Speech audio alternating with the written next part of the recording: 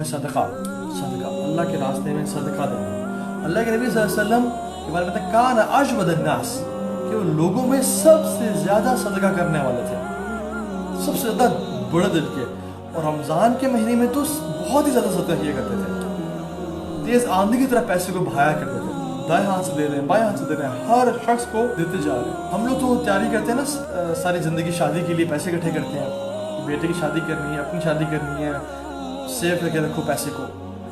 صحابہ اپنے پورے سال پیسے سیو کرتے رمضان میں صدقہ کرنے کے لیے اور خرچ کرنے کے لیے. فرق ہے, پراورٹیز ہے. ہم لوگ ساری زندگی یا سارا سال پیسے سیو کرتے ہیں ورلڈ ٹور پہ یا کسی سنگاپور یا کہاں جانے کے لیے, اور صحابہ کرام رضی اللہ تعالیٰ عنہم اجمعین سارا سال پیسے سیو کرتے تھے کہ رمضان کا مہینہ آئے گا, ہم اس پہ خرچ کیا کریں گے, ہم اس پہ خرچ کیا کریں گے. ہمیں بھی چاہیے کہ ہم رمضان میں کثرت صدقہ کریں. صدقہ تو برہان, اس بات ہے صدقہ برہان ہے. صدقہ it's an evidence for what? For ایمان. جس شخص میں ایمان ہے نا وہ صدقہ لا کثرت کے ساتھ کرے.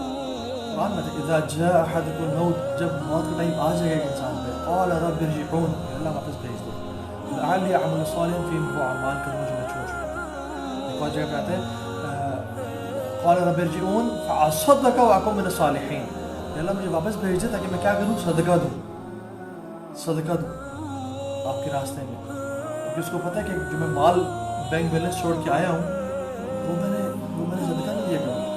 میں تو سمجھتا تھا کہ میں نے 70-80-100 سال راضی رہ گیا, اور اب میرے لیے قبر میں کہ نور کا بندوبست, رحمت کے دینے میرے لیے سائے کا بندوبست نہیں ہے.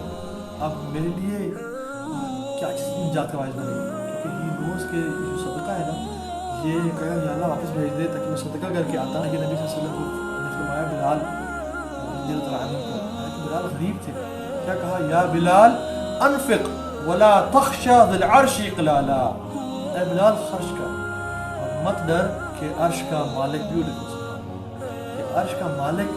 دیکھیں حدیث میں آتا ہے کہ صدقہ مال کو کم نہیں کرتا. اگر واقعی میں ہمیں یقین ہے اس حدیث پہ, تو we should try our best کہ ہم جتنا زیادہ مال دے سکیں ہم دیں, تاکہ اللہ تعالیٰ ہمیں دگنا تگنا کر کے ریپلیس کرے. یہ مطلب ایک چھوٹا سا مال بھی نا, کھجور کے برابر بھی ایک جو انسان دیتا ہے اللہ تعالیٰ کو سنبھال لیتے ہیں, اور قیامت کے دن احد پہاڑ کے برابر اتنا ویلیو کرتے ہیں صدقہ کو. ایک شخص تھا, میں کو واقعہ بتاتا ہوں, وہ فی القصص عبر, قصوں میں بڑی عبرت ہوتی ہے, لیسنز ہوتے ہیں. ایک شخص تھا جس کو کال ہے کہ آپ کی ماں ایڈمٹ ہیں اور وہ بہت بری ان کی طبیعت ہے. تو ہی واز ڈرائیونگ, راستے میں اس نے ایک لنگڑی بلی کو دیکھا, شی couldn't walk properly, اور وہ لنگڑا کے چل رہی تھی اور بھوکی اور پیاسی تھی.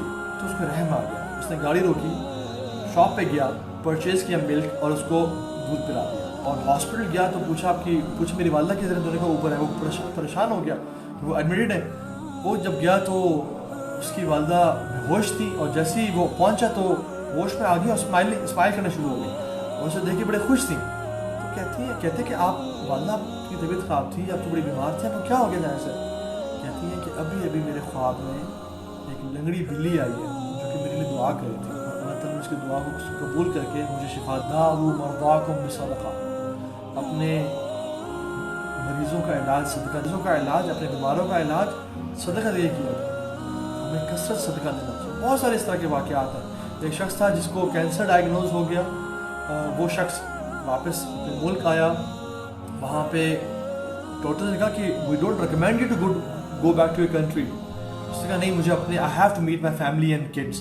واپس آیا, ان سے ملا. جب واپس جا رہا تھا تو ایک بوڑھی اپنے بچوں کے ساتھ کسائی کی شاپ کے پاس بیٹھ کے کچھ ہڈیاں اٹھا رہی تھی. تو کہا ماں جی آپ کیا کر رہی ہیں؟ کہتی میں مہینے میں 2 دفعہ گوشت پاس کچھ کیش نہیں, میں یہ ہڈیاں اٹھا رہی ہوں کہ شاید ان میں سے کچھ گوشت لگا ہوا مجھے مل جائے اور ویسے کھا لیا. وہ شخص اس کسائی کے پاس گیا اور کہا کہ آئندہ جب بھی آپ سے یہ گوشت لینے آئے, میرا گھر آپ جانتے ہیں, وہاں سے مجھ سے پیسے لے لیجیے گا اور میرے گھر والوں سے پیسے لیجیے گا. اور وہ واپس گیا ٹریول کر کے اپنے کنٹری جہاں پہ اس کا آپریشن تھا, کسی باہر کے ملک میں, فارن کنٹری میں تھا. ڈاکٹرز نے آپریشن کرنے سے پہلے رپورٹس لی, انالیسس کیا, اور سبحان اللہ دے سیڈ کہ آئی تھنک شاید رپورٹس غلط آئی ہیں, کسی غلط بندے کی آ گئی. اینڈ دین واٹ ہیپنڈ, دوبارہ ٹیسٹ لیا اور دیکھا کہ یہ تو اسی کی رپورٹس ہیں. اینڈ دے سیڈ کہ آپ نے کسی ہاسپٹل میں گئے ہیں کہ آپ نے کوئی میڈیسن لی ہے؟ تو اس نے کہا واللہ میں نے کوئی میڈیسن نہیں لی. تو نے کہا آپ کے جسم میں کینسر کے اثرات ہی ختم ہو گئے. آداب الموتاکم بصدقہ، اپنے مریضوں کا علاج صدقہ دے کے کیا کرو. ٹھیک ہے، ایسے بہت سارے واقعات ہیں. ایک صحابی نے فرمایا یا رسول اللہ میرا دل سخت ہوتا جا رہا ہے، میرے دل میں نا سختی آتی جا رہی ہے. اللہ کے نبی نے فرمایا کہ یتیم کو تم کھانا کھلاؤ اور مسکین کے سر پہ ہاتھ پھیرو، تمہارا دل نرم ہو جائے گا. بہت سارے کویشچنز ریسیو ہوتے ہیں کہ مجھے قرآن پڑھ کے رونا نہیں آتا، میرے دل کے حالات بہت بدل گئے ہیں، مجھے I don't feel that spirituality, that connection with Allah سبحانہ وتعالیٰ. ہم کیوں ان حدیث عمل نہیں کرتے؟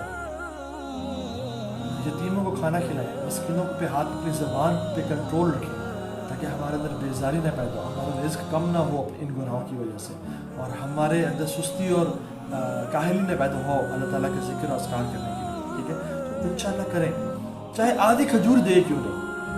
اتقوا النار ولو بشق تمرۃ ولو بشق تمرۃ او فبکلمۃ طیبہ. آگ سے اپنے آپ کو بچاؤ، کیا کر کے؟ آدھی کھجور ہی دے کے کیوں نہیں، یہ ایک اچھا بول کیوں نہ بول کے، کیونکہ کل معروف صدقہ، ہر نیکی صدقہ ہے. کثرت سے نیک اعمال کریں، کثرت سے نیک اعمال کریں انشاءاللہ. لاسٹ بٹ ناٹ لیسٹ وہ یہ ہے کہ تقویٰ. اللہ تعالیٰ نے ہمیں رمضان کے روزے پہ جو فرض کیے ہیں لعلکم تتقون، اور تقوی کی سمپل ڈیفینیشن جو ہے نا وہ سمپل یہ ہے کہ جو اللہ نے ہم پہ حکم دیا ہے نیک اعمال کرنے کا ان کو کرنا، فرائض کو کرنا، اور محرمات کو، گناہوں کو چھوڑ دینا، یہ تقویٰ ہے. گناہوں سے بچ جانا، نیکی کے اعمال کرنا، یہ تقویٰ ہے، سمپل ڈیفینیشن. تو جو تقویٰ اختیار کر لیتا ہے نا اس کے بڑے فضائل. وَمَن يَتَّقِ اللَّهَ يَجْعَل لَّهُ مَخْرَجًا وَيَرْزُقْهُ مِنْ حَيْثُ لَا يَحْتَسِبُ. جو شخص تقویٰ اختیار کرتا ہے اس کے لیے اللہ تعالیٰ راستے بنا دیتے ہیں، اس کے کاموں کو اللہ تعالیٰ آسان کر دیتے ہیں. اللہ سبحانہ وتعالیٰ make ways for this person. وَيَرْزُقْهُ مِنْ حَيْثُ لَا يَحْتَسِبُ، اور اس کو وہاں سے رزق دیتے ہیں جو اس نے کبھی امیجن نہیں کیا ہوتا. سورۃ طلاق میں آتے ہیں وَمَن يَتَّقِ اللَّهَ يُكَفِّرْ عَنْهُ سَيِّئَاتِهِ وَيُعْظِمْ لَهُ أَجْرًا. جو تقویٰ اختیار کرتا ہے اللہ تعالیٰ اس کے گناہوں کو بھی معاف کر دیں گے اور اس کے درجات بلند کر دیں گے. ہم چاہتے ہیں ہمارے گناہ معاف ہوں، ہم چاہتے ہیں ہمارے درجات بلند. اللہ یجعل له من امره یسرا، جو بھی تقویٰ اختیار کرتا ہے اللہ تعالیٰ اس کے تمام کام آسان کر دیں گے.